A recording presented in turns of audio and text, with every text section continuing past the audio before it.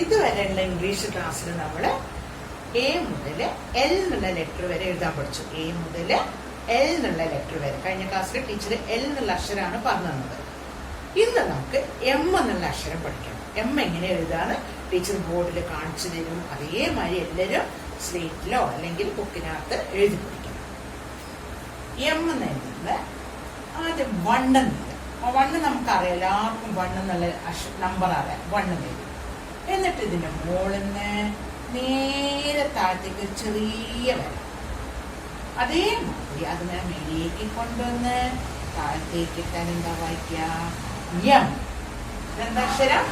M. ഒന്നും കൂടെ കാണിച്ചതാ. വണ്ണെന്ന് എഴുതി. എന്നിട്ട് ഈ മുകളിലത്തെ ലൈൻ്റെ അവിടെ പെൻസിൽ പിടിക്കുക. എന്നിട്ട് നേരെ ചെരിച്ച് താഴത്തേക്ക് കൊണ്ടുവരാം. അതേമാതിരി പെൻസിൽ മേലേക്ക് കൊണ്ടുവന്നിട്ട് താഴത്തേക്ക് അതേമാതിരി ലൈൻ. രണ്ട് ലൈനും ഒരേ വലുപ്പത്തിൽ വരണം. ഒന്നും ചെറുതും ഒന്ന് താഴത്തേക്കായിട്ട് ഇടയില്ല. അപ്പൊ ഇതെന്താ അക്ഷരം? എന്താണ്? M. M is for monkey. Teacher പറഞ്ഞു തന്നില്ലേ? ഇന്ന് നമുക്ക് എൻ എന്നുള്ള ലെറ്ററിൽ വരുന്ന വാക്കുകൾ നോക്കാം. ടെക്സ്റ്റ് ബുക്ക് എല്ലാവരുടെ കയ്യിലുണ്ട്. അപ്പൊ ഏതൊക്കെ ചിത്രങ്ങളാണ് ടെക്സ്റ്റ് ബുക്കിലുള്ളത് എന്ന് നോക്കാം. ആദ്യം വരുന്നത് ഏതാ? നേഴ്സാണ്. നേഴ്സ് പറഞ്ഞാൽ ആരാ? നമ്മൾ ഹോസ്പിറ്റലിലൊക്കെ അസുഖം വന്ന് നമ്മൾ പോയി കഴിഞ്ഞിട്ടുണ്ടെങ്കിൽ ഡോക്ടർ മരുന്നൊക്കെ എഴുത്തരും, ഇഞ്ചക്ഷനൊക്കെ എഴുത്തരും. എന്നിട്ട് നേഴ്സുമാരാണ് നമുക്ക് സൂചി കുത്തുക. അപ്പൊ എൻ എസ് ഫോർ നേഴ്സ് എന്ന് പറയും. സിസ്റ്ററാണ് നേഴ്സ്. സൂചിയൊക്കെ ആയിട്ട് വരും. ഹോസ്പിറ്റലിൽ പോയിട്ടുള്ളവർക്കെല്ലാം അറിയാം. പിന്നെ വരുന്ന വാക്ക് ഏതാണ്? നോസ്. നോസ് പറഞ്ഞാൽ എന്താ? മൂക്ക്. നോസ് പറഞ്ഞാല് മൂക്ക്.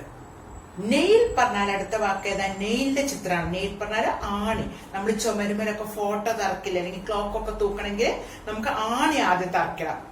അപ്പൊ ആണിക്കാണ് എന്ത് പറയാ? നെയിൽ. പിന്നെ വരുന്നത് നിബാണ്. നിബ് പറഞ്ഞാല് പേനയില്ലേ, മഷി നിറച്ചിട്ടുള്ള പേന. നമ്മൾ ഏട്ടന്മാർക്ക് ആ പേനയാണ് നമ്മൾ യൂസ് ചെയ്യുക.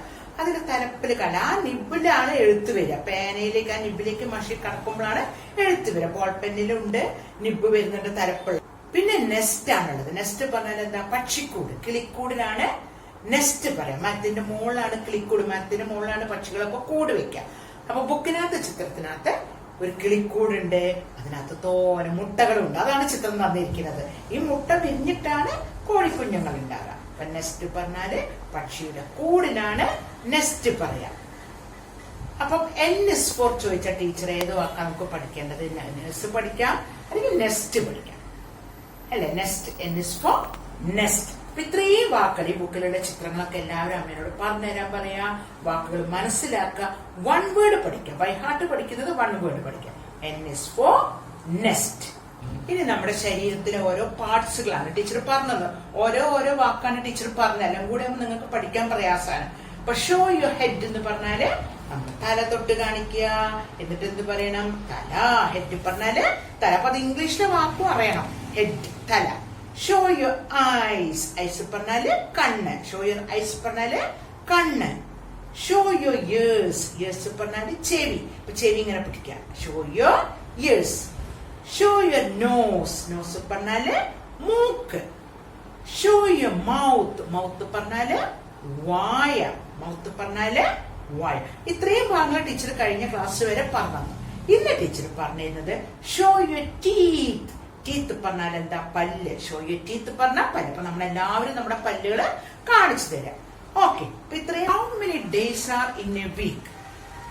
നമ്മൾ മാത്സിൽ ഞാൻ ടീച്ചർ പറഞ്ഞു തന്നു. How many days are in a week? ആഴ്ചയിൽ എത്ര ദിവസമുണ്ട്?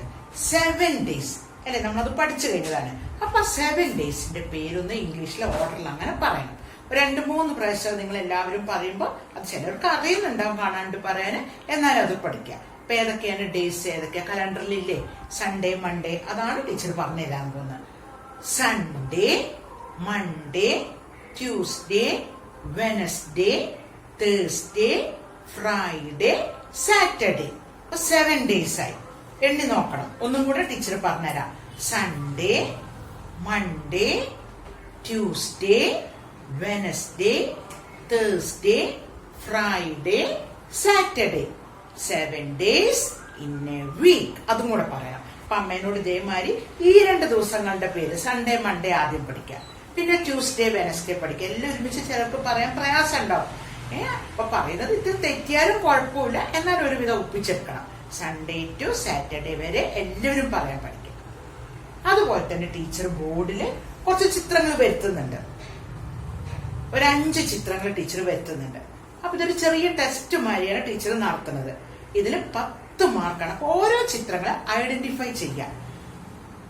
പിക്ചർ തന്നിട്ടുണ്ട്, ബോർഡിൽ വരും. അത് നിങ്ങൾ എന്താണ് ആ ചിത്രം എന്നുള്ളത് ഐഡന്റിഫൈ ചെയ്താൽ ഒരു ചിത്രം നിങ്ങൾ കറക്റ്റ് ആയിട്ട് പറഞ്ഞാൽ 2 മാർക്ക്. അങ്ങനെ 5 ചിത്രങ്ങൾ ടീച്ചർ ബോർഡിൽ വരുത്താൻ പോവാം. നമുക്ക് അറിയണ്ടേ ചിത്രങ്ങൾ? ഒരു ആനേനെ കണ്ടു കഴിഞ്ഞാൽ അത് എലിഫന്റ് ആണ് എന്ന് പറയാൻ നമുക്ക് അറിയണം. അപ്പൊ അറിയില്ലെങ്കിൽ കുഴപ്പമില്ല. അപ്പൊ നമ്മളത് അങ്ങനെ കുറച്ചായിട്ട് നമ്മൾ പഠിക്കുമ്പോ പിന്നെ അത് പെട്ടെന്ന് നമുക്കൊരു ആദ്യം ബുദ്ധിമുട്ട് തോന്നും. അപ്പൊ ടീച്ചർ ആദ്യം അപ്പൊ ഒരു ഉത്തരം പറഞ്ഞു കഴിഞ്ഞാൽ 2 മാർക്കാണ്. അപ്പൊ 5 ചിത്രങ്ങൾ ടീച്ചർ വരുത്താൻ പോവാം. 5 ചിത്രങ്ങൾ പറഞ്ഞാൽ 10 മാർക്ക്. അപ്പൊ അമ്മ എന്ത് പറയും? ടീച്ചർക്ക് പകരം അമ്മയല്ലേ കൂടി ഇരിക്കുന്നത്. അപ്പൊ അമ്മ വെരി ഗുഡ് പറയും. ഓക്കെ, അപ്പൊ നോക്കാം ആർക്കൊക്കെ 10 മാർക്ക് കിട്ടുന്ന ടീച്ചർ ഒന്ന് വെറുതെ ടെസ്റ്റ് ചെയ്ത് നോക്കുകയാണ്. അപ്പൊ ആദ്യം ടീച്ചർ ബോർഡിനകത്ത് ഒരു എയറോപ്ലെയിന്റെ ചിത്രമാണ് വരുത്തിയിരിക്കുന്നത്. എയറോപ്ലെയിൻ ആകാശത്ത് കൂടെ സഞ്ചരിക്കുന്ന വാഹനമാണ് എയറോപ്ലെയിൻ. ചിലരൊക്കെ എയറോപ്ലെയിനിൽ കയറിയിട്ടുണ്ടാവും അല്ലെ? എയറോപ്ലെയിൻ കണ്ടിട്ടില്ലേ? നമ്മൾ ആകാശത്ത് കൂടെ സൗണ്ട് വരുമ്പോ മുറ്റത്ത് ഇറങ്ങി നോക്കുമ്പോ എയറോപ്ലെയിൻ ഇങ്ങനെ ആകാശത്ത് കൂടെ പോകുന്ന സൗണ്ട് കേൾക്കാം. അപ്പൊ ഒരു ചിത്രം തന്നു. അതിൽ ആദ്യത്തെ ചിത്രം എന്താണ് ഐഡന്റിഫൈ ചെയ്യാൻ പറഞ്ഞാൽ എങ്ങനെയാ നമ്മൾ പറയാം? എയറോപ്ലെയിൻ കണ്ടിട്ട് ഓട്ടോറിക്ഷ എന്ന് പറയോ? ഇല്ല. കാർ എന്ന് പറയോ? ഇല്ല. അപ്പൊ അതെന്താ ചിത്രം? ഫസ്റ്റിലെ ചിത്രം എയറോപ്ലെയിൻ. അപ്പൊ നമുക്ക് 2 മാർക്ക് കിട്ടി. ഓക്കെ, ഇനി അതേമാതിരി തന്നെ വേറെ കുറച്ച് ചിത്രങ്ങളും കൂടെ ടീച്ചർ വരുത്തും. അപ്പൊ ടീച്ചർ ഏതായാലും ജസ്റ്റ് ഒന്ന് പറഞ്ഞുതരാം. ഇനി അടുത്ത പ്രാവശ്യം ഞാൻ ഇതേമാതിരി ചിത്രങ്ങൾ വരുത്തുമ്പോൾ നിങ്ങൾ പറയണം. ഇനി അടുത്തത് ടീച്ചർ ഒരു പൂമ്പാറ്റയുടെ ചിത്രം. അപ്പൊ ആദ്യം നമ്മളൊന്ന് മലയാളത്തിൽ പറഞ്ഞു നോക്കാം. പൂമ്പാറ്റ. ഇപ്പൊ ഒരു ബോർഡിൽ പൂമ്പാറ്റയുടെ ചിത്രം വന്നിട്ടുണ്ട്. അപ്പൊ പൂമ്പാറ്റയ്ക്ക് എന്താ ഇംഗ്ലീഷിൽ പറയാ? നമ്മൾ GK അത് ഇൻസെക്ട്സ് എന്നുള്ള പാഠത്തിൽ നമ്മൾ പഠിച്ചിട്ടുണ്ട്. പൂമ്പാറ്റയ്ക്ക് എന്താ ഇംഗ്ലീഷിൽ പറയാ? ഒന്ന് ആലോചിച്ച് നോക്കി. ബട്ടർഫ്ലൈ. പൂമ്പാറ്റയ്ക്ക് എന്താ ഇംഗ്ലീഷിൽ പറയാ? ബട്ടർഫ്ലൈ. അപ്പൊ ഒരു ഉത്തരം കൂടെ ശരി. അപ്പൊ 2 4 മാർക്ക് കിട്ടി. ഇനി അടുത്തത് ടീച്ചർ ബോർഡിൽ വരുത്തിയിരിക്കുന്നത് ഒരു പശുവിന്റെ ചിത്രമാണ്. ഒരു പശുവിന്റെ ചിത്രം. അപ്പൊ പശു മലയാളത്തിൽ പെട്ടെന്ന് പറഞ്ഞു. ഇനി അത് ഇംഗ്ലീഷിൽ എന്താ പറയാ? പശുവിന് എന്താ ഇംഗ്ലീഷിൽ പറയാ? കൗ. പശുവിന് എന്താ ഇംഗ്ലീഷിൽ പറയാ? കൗ. അപ്പൊ ഒരു 2 മാർക്കും കൂടെ കിട്ടി. അപ്പൊ ഇപ്പൊ ടോട്ടൽ എത്ര മാർക്ക് കിട്ടി? 6 മാർക്ക് കിട്ടി. ഇനി അടുത്ത ടീച്ചർ ബോർഡിനകത്ത് ഒരു കഴുതയുടെ ചിത്രമാണ് വരുത്തിയിരിക്കുന്നത്. കഴുതയ്ക്ക് മലയാളമാണ് കഴുത പറഞ്ഞത്. ഇനി ഇംഗ്ലീഷിൽ എന്താ പറയാ? കഴുതയ്ക്ക് എന്താ ഇംഗ്ലീഷിൽ പറയാ? നമ്മൾ GKയില് വൈൽഡ് ഡൊമസ്റ്റിക് ആനിമൽസ് അത് പഠിച്ചിട്ടുണ്ട്. Donkey. Which animal carry loads പറഞ്ഞ ഭാരം ചുമക്കുന്ന മൃഗം ഏതാണ്? ഡോങ്കി.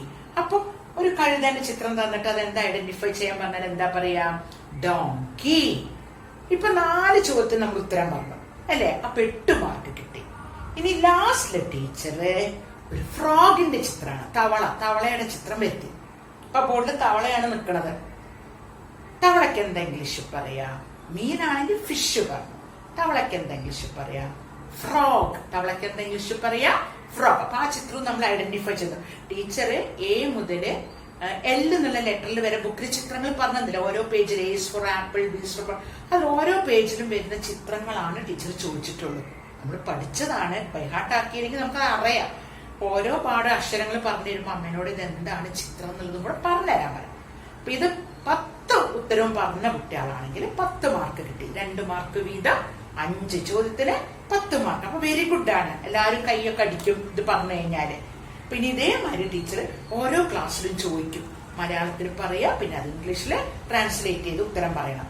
ഓക്കെ, അപ്പൊ എല്ലാവരും മിടുക്കന്മാരായിട്ട് ഇത് ഇന്ന് തന്നെ പറയണം. അപ്പൊ ടീച്ചർ വെറുതെയാണ് ഇന്ന് എയറോപ്ലെയിൻ, ഡോങ്കി ഒക്കെ പറഞ്ഞു തന്നത്. ഇനി അടുത്ത പ്രാവശ്യം ചിത്രം മാത്രമേ തരുള്ളൂ. നിങ്ങൾ അതിന്റെ ആൻസർ എല്ലാവരും പറയണം. Okay, say thank you teacher.